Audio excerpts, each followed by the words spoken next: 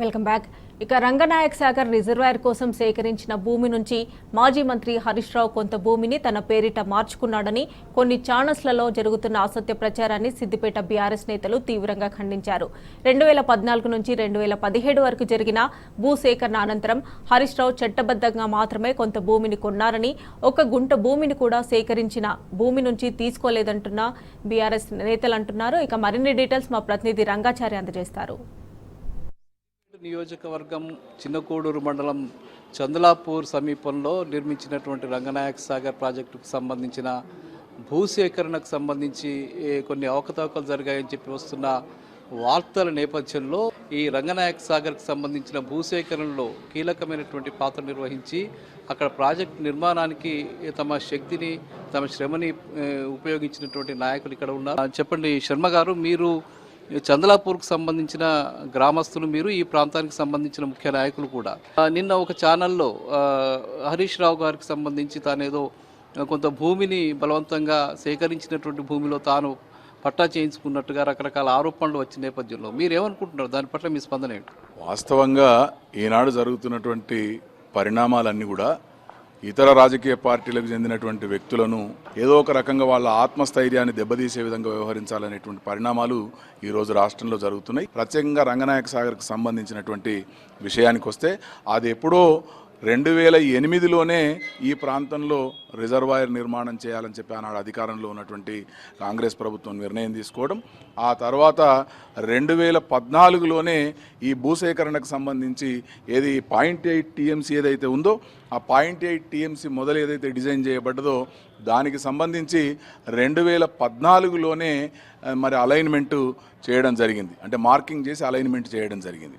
ఆ తర్వాత మరి మల్లన్న సాగర్, కొండపోచమ్మ సాగర్ కూడా నిర్మాణం చేసి ఈ ప్రాంతానికి ఇంకా ఎక్కువ నీటిని తీసుకురావాలని చెప్పి ఆనాడు ఉన్నటువంటి ముఖ్యమంత్రి గారు, ఇరిగేషన్ మంత్రి గారు ఆలోచన చేసి ఇక్కడ ఉన్నటువంటి కెపాసిటీని పెంచి రంగనాయక సాగర్ యొక్క నిర్మాణం యొక్క నీటి సామర్థ్యాన్ని పెంచాలని చెప్పి ఆనాడు నిర్ణయం తీసుకొని ఆ తర్వాత మళ్ళీ రామంచ శివారులో ఉన్నటువంటి 149 ఎకరాల భూమిని కూడా తీసుకోవాలని చెప్పి నిర్ణయం తీసుకోవడం జరిగింది. 2017లో నోటిఫికేషన్ ఇచ్చి 3 నెలల కాలంలోనే పూర్తి భూసేకరణ కూడా చేయడం జరిగింది.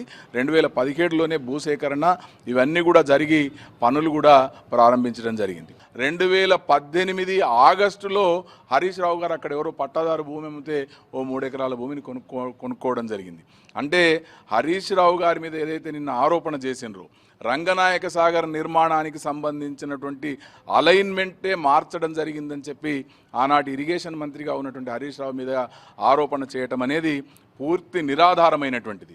ఎందుకంటే అలైన్మెంట్ కంప్లీట్ అయ్యి భూసేకరణ పూర్తయింది 2017లో అయితే 2018 ఆగస్టులో హరీష్ రావు గారు అక్కడ మొట్టమొదటిసారిగా 3 ఎకరాల భూమిని కొనుక్కోవడం జరిగింది. ఇవన్నీ కూడా ఏదైతే ఈ రాజకీయ కుట్రలో భాగంగా జరిగేటువంటి కార్యక్రమాల్లో భాగంగానే హరీష్ రావు గారి మీద కూడా నిన్న కుట్రతోనే, రాజకీయ లబ్ధి కోసమే హరీష్ రావు గారి యొక్క ఆత్మస్థైర్యాన్ని దెబ్బతీయాలనేటువంటి కుట్రతోనే ఇది జరిగింది తప్ప ఇందులో ఎటువంటి వాస్తవం లేదు. దానికి సంబంధించిన ఆధారాలు మీ దగ్గర ఉన్నాయి? పూర్తి ఆధారాలు మా దగ్గర ఉన్నాయి. ఏదైతే హరీష్ రావు గారి మీద నిన్న పర్టికులర్గా 2 సర్వే నంబర్ల మీద ఆరోపణ చేయడం జరిగింది. 400 రామంచ శివారుకు సంబంధించినటువంటి 464 సర్వే నంబర్లో 9 ఎకరాల 30 గుంటల భూమి ఉంటే ఆ సర్వే నంబర్లో 1.29 గుంటల భూమి మాత్రమే ఇరిగేషన్ డిపార్ట్మెంటు సేకరించడం జరిగింది.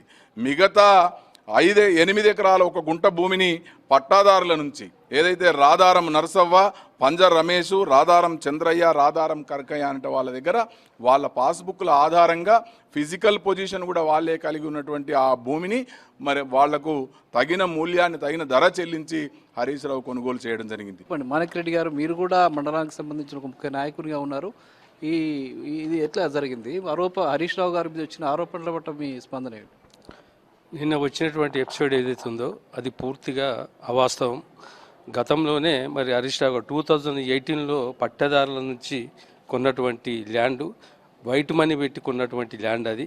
ఆయన బెదిరింపులు కానీ ఎలాంటి కబ్జాలు కానీ చేసే పరిస్థితి ఆయనకు అవసరం లేదు. ఏదైనా హరీష్ రావు గారిని ప్రజలందరూ కూడా మరి దేవునిగా కొలిచేటువంటి సిద్దిపేట కాన్స్టిట్యుయెన్సీలో ఎంత పెద్ద మెజార్టీ ఇస్తున్నారో మీ అందరికి కూడా తెలుసు. దాన్ని కూడా తప్పకుండా ప్రజలు తిప్పికొడతారు. ఇటువంటి అవాస్తవమైన మాటలు మరి దయచేసి వచ్చే మరి సోషల్ మీడియాలో వచ్చేటివి కూడా ప్రజలు కూడా నమ్మవద్దని ఈ సందర్భంగా నేను తెలియజేస్తా ఉన్నా. హరీష్ రావు గారి జీవితం సిద్దిపేట ప్రజలందరికీ కూడా తెలుసు, తెరిచిన పుస్తకం. ఆయన ఏ అర్ధరాత్రి కానీ పగలు కానీ ఎప్పుడు ఏ ప్రజలకు ఇబ్బంది జరిగినా మరి ముందుండి సమస్యలు పరిష్కరించేటువంటి వ్యక్తి. వీరు ఎన్ని దుష్ప్రచారాలు చేసినా మరి ప్రజల్లో ఆయన పైన ఉన్నటువంటి అభిమానం కానీ పార్టీ పైన ఆయనకు ఉన్నటువంటి పార్టీ పైన ప్రజలకు ఉన్నటువంటి విశ్వాసం కానీ ఏమాత్రం సన్నగిల్లది. ఇది మనకి ఇక్కడ బీఆర్ఎస్ పార్టీ స్థానిక నాయకులు చెప్తున్న విషయం. కొన్ని పత్రికల్లో కానీ కొన్ని ఛానల్స్లో కానీ వచ్చినటువంటి వార్తలు ఏవైతే ఉన్నాయో అవి పూర్తిగా ఉద్దేశపూర్వకంగా మంత్రి హరీష్ రావు గారిని టార్గెట్ చేసి ఈ ఎన్నికల నేపథ్యంలో, పార్లమెంట్ ఎన్నికల నేపథ్యంలో ఏదో ఒక పద్ధతిలో లబ్ధి పొందడం కోసం, రాజకీయ లబ్ధి పొందడం కోసం హరీష్ రావును టార్గెట్ చేసి ఇది రాజకీయ లబ్ధి పొందే లక్ష్యంలో భాగంగా జరిగినటువంటి కుట్రలో భాగంగా కాంగ్రెస్ పార్టీకి సంబంధించిన కొంతమంది నాయకులు ఉద్దేశపూర్వకంగా ఈ చర్యకు పాల్పడ్డారని చెప్తున్నారు. కెమెరామెన్